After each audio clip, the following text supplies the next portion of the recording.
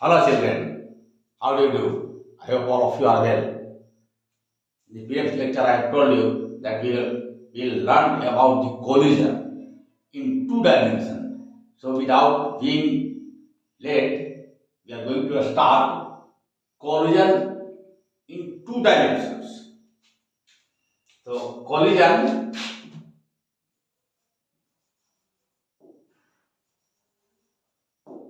in two dimensions.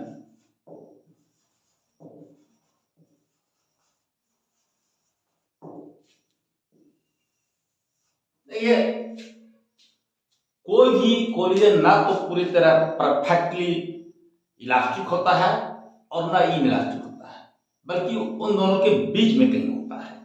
हम जानते हैं कि किसी भी ढंग का कोलिजन होगा तो लीनियर मोमेंटम कंजर्व होगा, और अगर इलास्टिक होगा तो वहां पर परफेक्टली इलास्टिक हो रहा हो तो काइनेटिक एनर्जी भी कंजर्व होगा। तो इस चीज को हम लोग ध्यान रखते हैं, और जो लीनियर मोमेंटम कंपोनेंट है उसको एक्स और वाई डायरेक्शंस में हम लोग दिखाते हैं। तो चलिए हम लोग स्टार्ट करें कि कोई बड़ी ए है और ये जा रहा है और ये बी से यहां पर टकरा जा रहा है।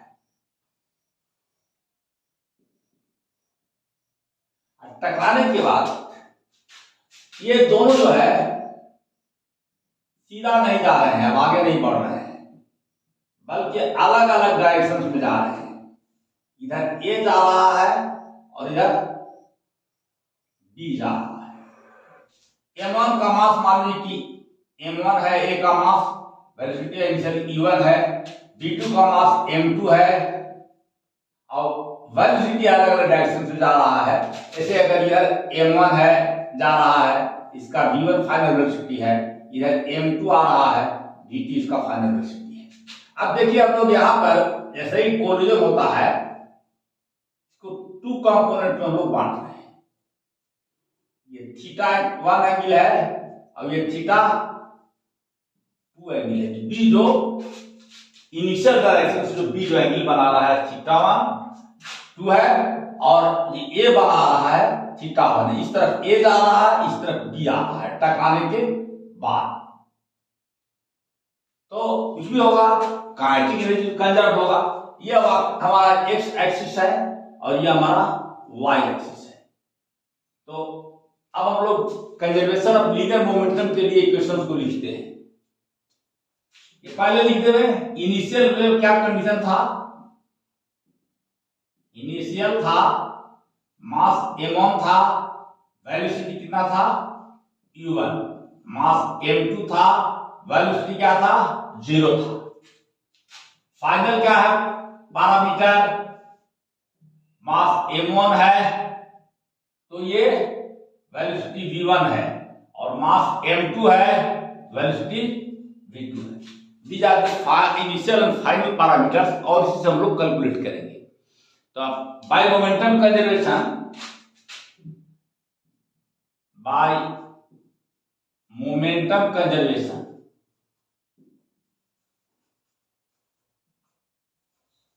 किसी भी ढंग का कोलिजन होगा मोमेंटम हमेशा कंजर्व करेगा। तो देखिए लॉन्ग एक्स एक्सिस क्या होगा, इसका मोमेंटम क्या होगा लिखते हैं। ए का मोमेंटम m1 इंटू u1 और बी का मोमेंटम हो जाएगा m2 into 0 along x axis, along x axis. This is equal to along x axis क्या होगा m1 v1 cos थीटा, इधर भी हो जाएगा y एक्सिस हो जाएगा इस तरह। ये माइनस डिवाइडर से आएगा, ये माइनस एक्सिस है, तो ये जो हो जाएगा इस तरफ में आएगा m1 वाला आएगा m1 v1 cos थीटा 1 एक आएगा, और दूसरा इसके लिए आएगा m2 v2 cos थीटा 2। तो ये दो घन का मोमेंटम आ गया। तो इन दोनों को हम लोग जोड़ देंगे। m1 v1 cos theta 1 plus m2 v2 cos theta 2। अब इसके लिए इस तरह में हो जाएगा m1 v1 sin थीटा 1, और इसके लिए इस तरफ में आएगा तो हो जाएगा m2 v2 sin थीटा 2। ये तो एलोंग एक्स एक्सिस हो गया। अब एलोंग हम लोग वाई एक्सिस लिखिए। एलोंग वाई एक्सिस क्या हो जाएगा, तो इस तरफ में इसका कोई वेलोसिटी नहीं है। एक्स एक्सिस में तो एक वेलोसिटी है, लेकिन इस तरफ कुछ नहीं है, उसने कहा बी का भी कुछ नहीं है, तो इस तरफ सीधे जीरो हो जाएगा, equal to m1 v1 sin theta 1 minus m2 v2 sin theta 2। ये माइनस साइन इस तरफ आएगा क्योंकि m1 v1 sin थीटा 1 के just opposite m2 v2 sin theta 2 है, इसलिए माइनस साइन के साथ आएगा। तो हम लोग ऐसा लिख देंगे। अब देखिए हम लोग को दो इक्वेशन मिल गए, एक नंबर है, ये दो है। इसमें चार अननोन चीज है, v1 v2 थीटा 1 और थीटा 2। तो इसमें अगर थीटा 1 नोन हो जाए, कोई एक नोन हो जाए, तो हम लोग बाकी निकाल सकते हैं, क्योंकि e1 तो हमको पहले पता रहेगा। एक अगर एंगल हम मालूम कर ले तो बाकी को मालूम कर सकते हैं। यहां here theta 1 theta 2 v1 and v2 are four unknown quantities, four unknown quantities. If we find theta 1 by detector, detector ऐसा मशीन होता है जिससे इसको हम लोग इस तरफ जा रहा है तो डिटेक्टर से डिटेक्ट करेंगे कितने एंगल पर निकल रहा है। तो ये जो है अगर थीटा 1 को बाय डिटेक्टर हम लोग माप लें,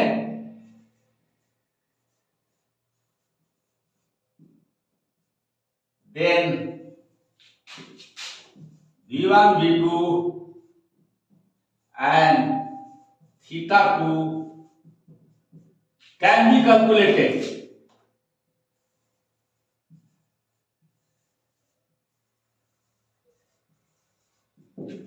इनको निकाला जा सकता है। अब अगर कोलिजन इलास्टिक हो जाए तब क्या होगा, काइनेटिक एनर्जी कंजर्व होगा। तो एक इक्वेशन उसके लिए हम लोग लिखते हैं कि if the collision is elastic then what will happen. आइए देखते हैं।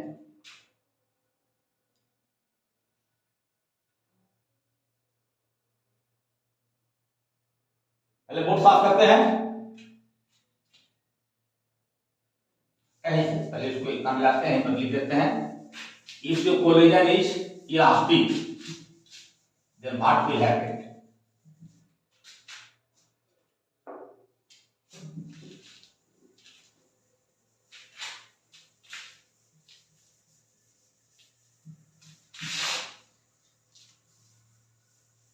For elastic collision,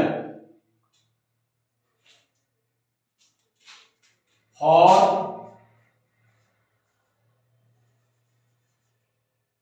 तो नहीं चल रहा है अभी, आप उसको पहुंचना नहीं पड़ेगा, पानी है।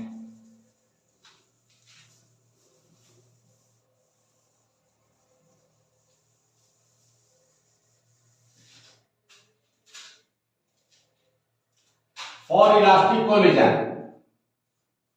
for elastic collision, kinetic energy is conserved, Ke is conserved। तो ये होना चाहिए हाफ m1 e1 स्क्वायर, ये हो जाएगा half m1 v1 square plus half m2 v2 square. ये 3 इक्वेशन है। आप देखिए, आप जानते हैं कि अगर 2 अननोन क्वांटिटी है तो उसके लिए 2 इक्वेशन चाहिए, 3 अननोन क्वांटिटी है तो उसके लिए 3 चाहिए। यहाँ पर 4 है, 4 अननोन क्वांटिटी है। कौन कौन है? यहाँ पर थीटा 1 है, थीटा 2 है, v1 और v2 है। ये 4 अननोन क्वांटिटी के लिए हमको 4 इक्वेशन चाहिए, तब हम ये 4 को हम लोग अलग अलग निकाल सकते हैं। लेकिन हमारे पास 3 ही है, तो इस थीटा को, ये जो थीटा 1 है और थीटा 2, v1 है और v2 है, ये 4 अननोन क्वांटिटी है। तो थीटा 1 को डिटेक्टर से हम लोग निकाल लेते हैं। It is calculated by detector. Detector एक मशीन होता है, उससे हम लोग इसको कैलकुलेट कर लेंगे, और जब ये निकल जाएगा तो बाकी फिर थीटा 2, v1 और v2 हमारा निकल जाएगा। तो इस ढंग से हम लोग कोलिजन इन 2 डायमेंशन के बारे में सोचते हैं। आइए हम लोग कुछ इस पर न्यूमेरिकल देखें, प्रैक्टिकल न्यूमेरिकल देखते हैं। बोर्ड साफ करके इसी पर बनाएंगे हम लोग एक न्यूमेरिकल, इसी पर बनाएंगे। लेकिन पहले इसको हम लोग पूरा को साफ कर दे रहे हैं, और तब प्रॉब्लम है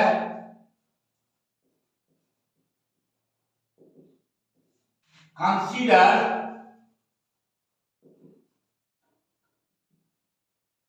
the collision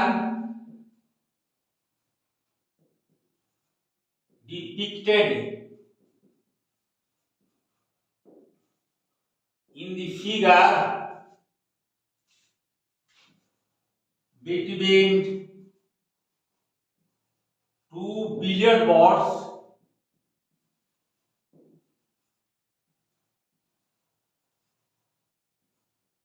of equal masses. The first ball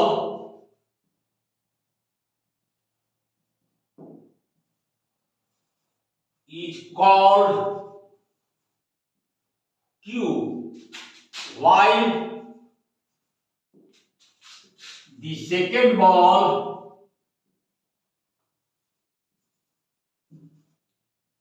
is called target. The billiard players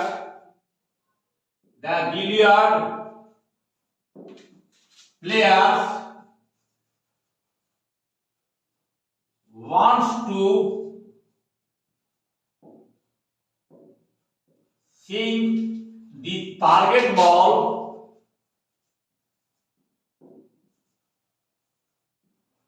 in a corner pocket.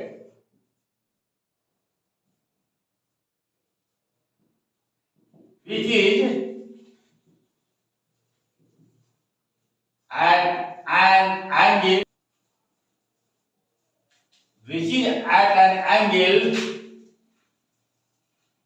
theta 1 is equal to 37 degree. Assuming that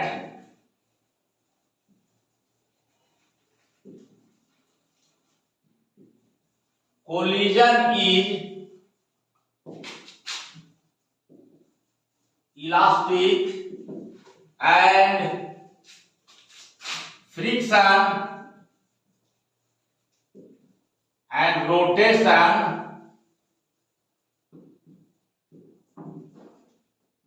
motion are not important.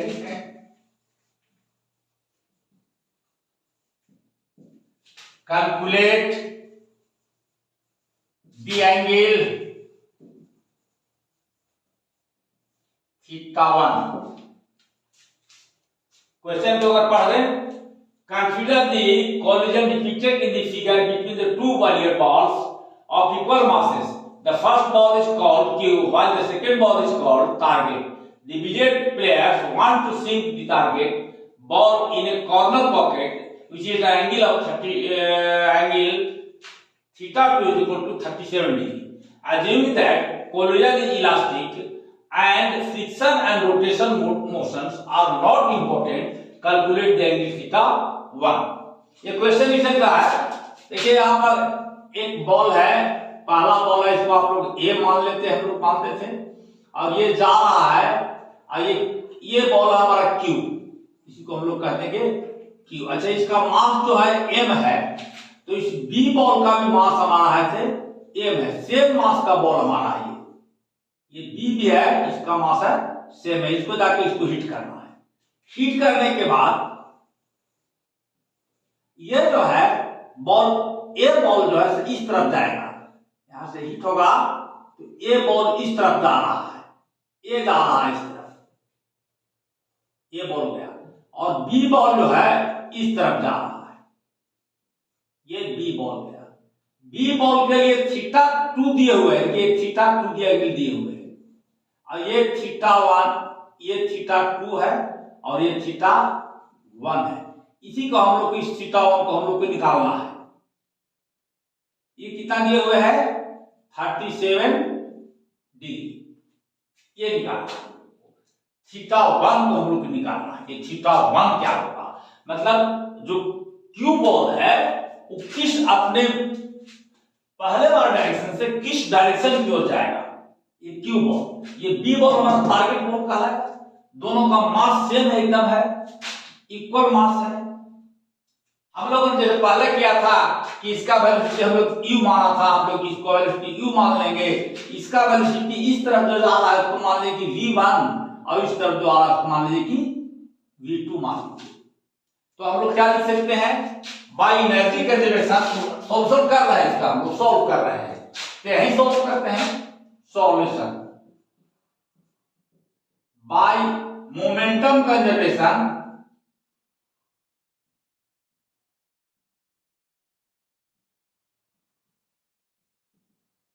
Momentum conservation क्या होगा, इस direction में भी लोग करेंगे, कुछ निकालेंगे component इस y डायरेक्शन में, और इसका इस डायरेक्शन में भी कंपोनेंट कुछ निकलेगा। तो क्या होगा देखिए, तो हम लोग लिखते थे कि mu1 is equal to m1 v1 plus m2 v2, ये हम लोग लिखते थे। तो ये m1 m2 बराबर हमारा है, तो ये m तो एकदम कैंसिल हो जाएगा, ये खत्म हो गया। तो क्या बचेगा, u is equal to v1 plus v2। और इसको कंपोनेंट में रिजॉल्व कीजिए, इसको ये तो एक्स एक्सिस में है तो इसको कुछ सोचना ही नहीं है। ये हो गया u1 या u1 न करके हम लोग u कहते हैं, u is equal to v1 cos theta 1 plus v2 cos theta 2। ये हो गया एक्स एक्सिस के लॉन्ग, एक्स एक्सिस के लॉन्ग, ये इक्वेशन पहला हो गया।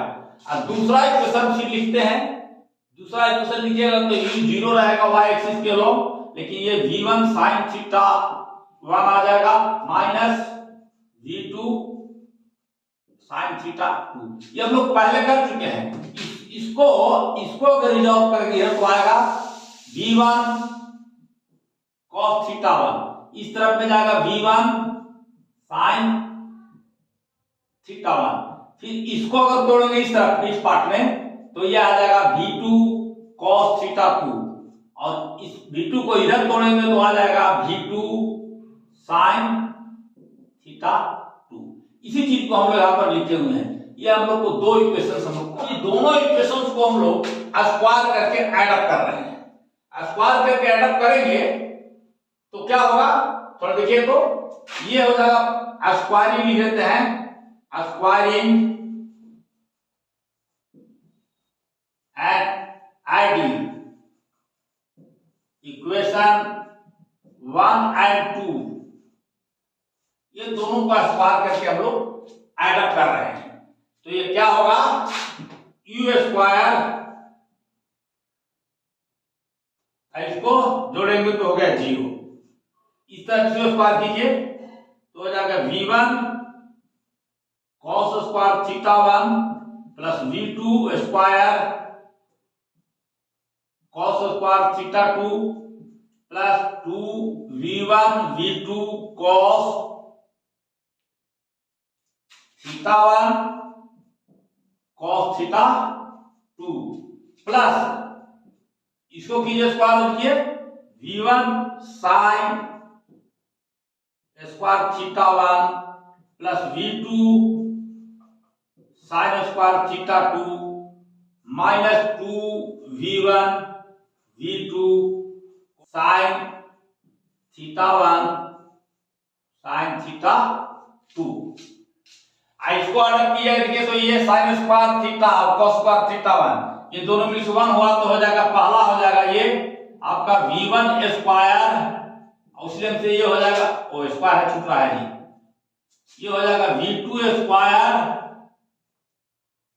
और ये क्या हो जाएगा देखिए, तो 2 v1 v2 प्लस चिन्ह के साथ, और ये जो हो जाएगा cos theta 1 plus cos theta 2। कैसे? cos a into cos b plus minus sin a into sin b बराबर cos a प्लस b। इस फॉर्मूला को हम लोगों ने यूज किया, ये हमारा आ गया, ये u square equal to this much. ये देखिए, इसको हम लोग इक्वेशन नंबर 3 लिख देते हैं। अब आइए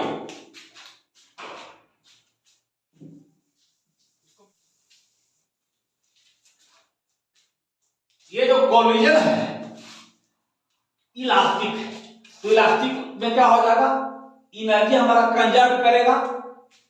collision is elastic, collision is elastic, और न तो हमको ये सोचना है कि फ्रिक्शन के चलते कुछ भी लॉस हो रहा है, या न रोटेशनल मोशन के चलते कुछ लॉस हो रहा है, इसके बारे में हम विचार ही नहीं करना है। तो collision elastic then Ke is conserved, हम जानते हैं पहले से कि काइनेटिक एनर्जी कंजर्व होगा, तो आप लिख सकते हैं काइनेटिक क्या हो जाएगा, पहला के लिए m half m u square is equal to half m v1 square plus half m v2 square. ठीक है, तो ये हाफ एम चला गया, तो आ गया u square equal to v1 square plus v2 square. ये हमारा इक्वेशन नंबर 4 आ गया। अब देखिए, तो अब ये एकदम साफ दिखाई पड़ रहा है, u square equal to this में, इसके आसपास दिस में, तो जब कंपेयर कीजिएगा 3 और 4 इक्वेशन को, तो कंपेयर करने से क्या मिलेगा, ये टर्म 0 होना चाहिए हमारा। लिख देते हैं comparing equation 3 and 4, 2 v1 v2 cos theta 1 plus theta 2 is equal to 0। ये 0 हमको मिलना चाहिए, तो ये 0 अगर हो रहा है कंपेयर करने से, या इस ऐसा भी कर सकते हैं कि इसके जगह पर यहां पर ये लिख देवे, तब भी वही आएगा, 0 आएगा। तो ऐसा अगर मिल रहा है हमको, तो इसका मतलब क्या है, 2 0 हो नहीं सकता, 0 होगा ही नहीं, कुछ न कुछ होगा। तो बचा क्या हमारा, ये 0 होगा। 2 v1 v2 can not be 0, so cos theta 1 plus cos theta 2 is equal to 0। अगर ये 0 हो तो ये इसका मतलब ये क्या है, 90 होना चाहिए। तो theta 1 plus theta 2 is equal to 90 degree. ये थीटा 1 पता है 37 डिग्री प्लस थीटा 2, तो हो जाएगा 90, तो थीटा 2 कितना हो जाएगा जी, 90 में घटा देंगे बचेगा 53 डिग्री, और यही आपका आंसर हो जाएगा। 53 डिग्री पर इसको आना चाहिए, इसको कितना पर आना चाहिए, 53 पर, ये कितना पर जाएगा, 37 पर जाएगा। और तब इसका मतलब क्या है कि दोनों एक दूसरे के परपेंडिकुलर डायरेक्शन में जाएंगे। तो हम लोग एक बड़ा इंपॉर्टेंट कंक्लूजन निकाल रहे हैं कि if the two masses equal and if there is elastic collision, then the two masses will move at right angle to each other। तो इसको हम लोग लिख देते हैं, if two equal masses goes under elastic collision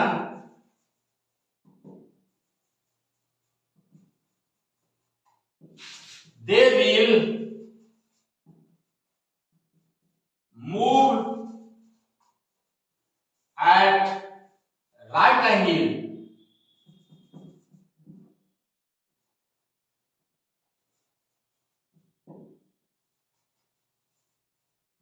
to each other, right angle to each other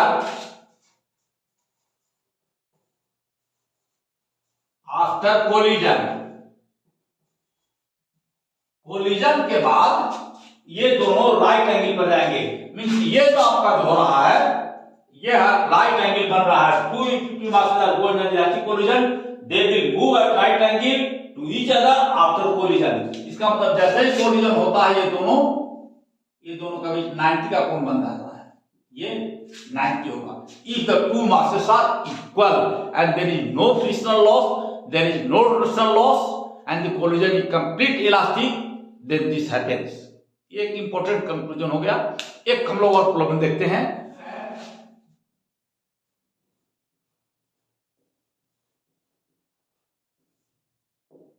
A car is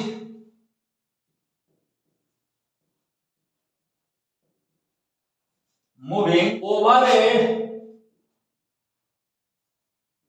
horizontal surface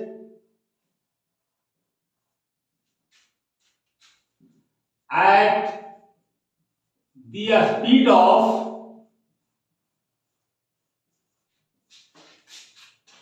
50 meter per second. It is hit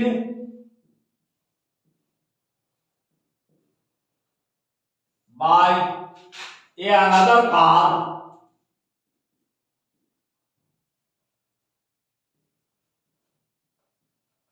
moving in the same direction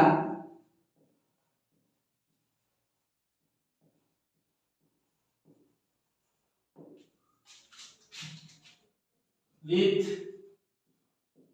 velocity 150 meter per second. After collision,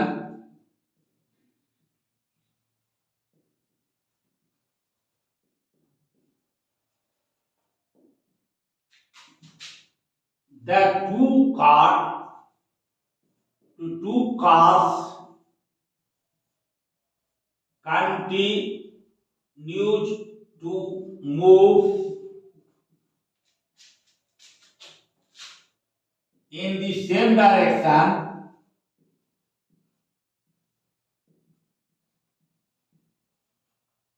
at the same velocity.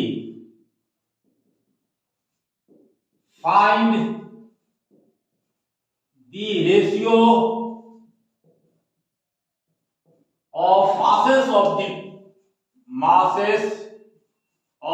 the two cars.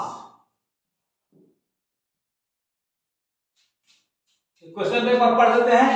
A car is moving over a horizontal surface at the speed of 50 meter per second. It is hit by another car moving in the same direction in same directions with velocity 150 meter per second. After collision, the two cars continue to move in the same direction at the same velocity. Find the ratio of the masses of the two cars.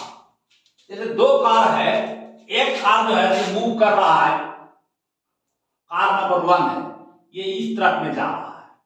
इसका velocity क्या है? इसका है 50 metre पर second. एक पीछे से और कार आ रही है, तेज कार, जिसका ये दूसरा कार है जो आ रहा है पीछे से, और इसका स्पीड है कितना? 150 मीटर पर सेकेंड इसका स्पीड है.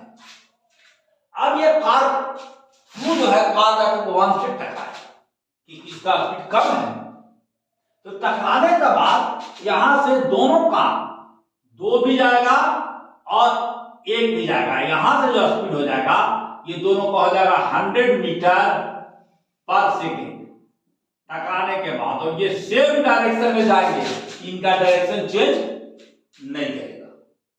तो हम लोग को निकालना है कि इन दोनों का मास क्या है।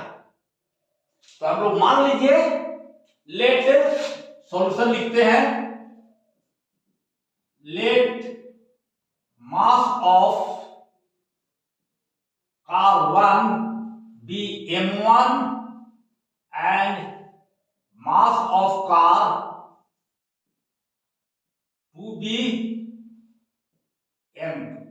तो हम लोग को करना क्या है, हम लोग के m1 और m2 का रेशियो निकाल देना है। देखिए ये चीज यहां पर दिया हुआ है कि यहां जब कोलिजन हो रहा है तो कोलिजन के बाद दोनों सेम डायरेक्शन में चल रहे हैं, दोनों चल रहे हैं। दोनों जब चल रहे हैं तो इसका मतलब कोलिजन इलास्टिक नहीं है। क्या है कोलिजन हमारा?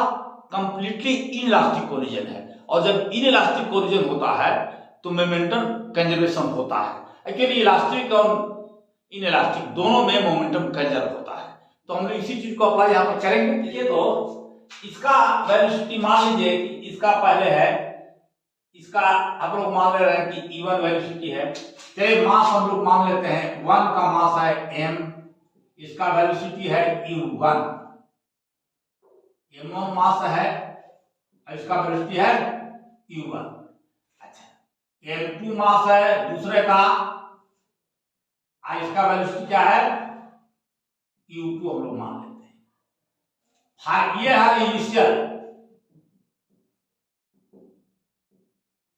Initial parameter. फाइनल पैरामीटर क्या कह रहा है, थोड़ा देखिए तो m1 का वेलोसिटी हो जाएगा v और m2 का वेलोसिटी हो जाएगा v, दोनों का वेलोसिटी v हो जाता है।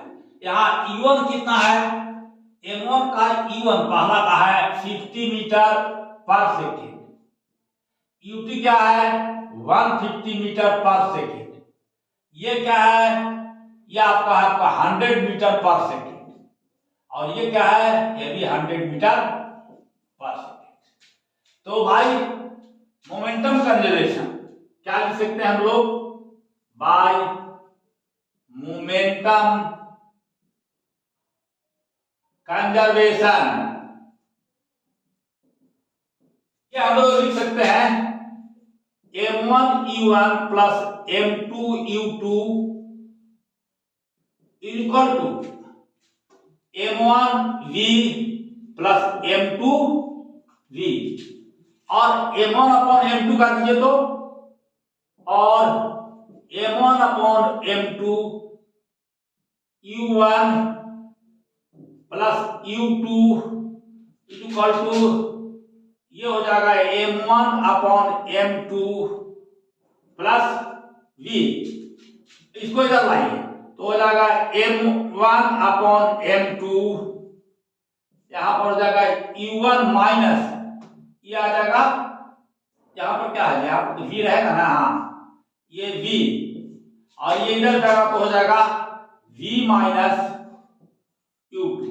सबका वैल्यू पुट कर दीजिए, तो पुट कीजिएगा तो हो जाएगा m1 अपॉन m2, ये हो जाएगा कितना 50 माइनस 100, ये हो जाएगा 100 माइनस 150, सबका वैल्यू पुट कर दिए हम लोग, u1 u2 और v का वैल्यू पुट कर दिए हैं। तो ये आ जाएगा m1 upon m2 equal to 100 minus 150 equal to 50 minus 100, ये आ जाएगा माइनस 50, ये आ जाएगा माइनस 50, दिस इक्वल टू 1। तो ये इसका क्या बता रहा है, इसका मतलब क्या हो गया कि m1 इक्वल टू m2, स्पष्ट दिखाई पड़ रहा है कि इसका मतलब मास जो है दोनों कार का बराबर है।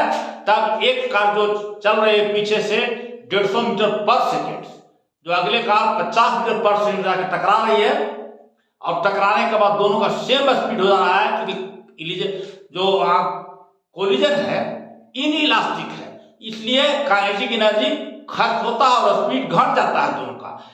दोनों का होता है 100 स्पीड, तो इसका मतलब है कि दोनों का मास सेम है। जब हम लोग नेक्स्ट डे मिलेंगे तो हम लोग सिस्टम ऑफ पार्टिकल्स के बारे में बात करेंगे और रोटेशनल मोशन के बारे में बात करेंगे। अब तक हम लोगों ने एक पार्टिकल के बारे में बात किया था, एक कोई बॉडी के बारे में बात, लेकिन सिस्टम ऑफ पार्टिकल्स के बारे में बात करेंगे और उनका रोटेशनल मोशन क्या होगा, कैसे होगा, इस पर हम लोग चर्चा करेंगे। तो चलते हैं, फिर मिलते हैं।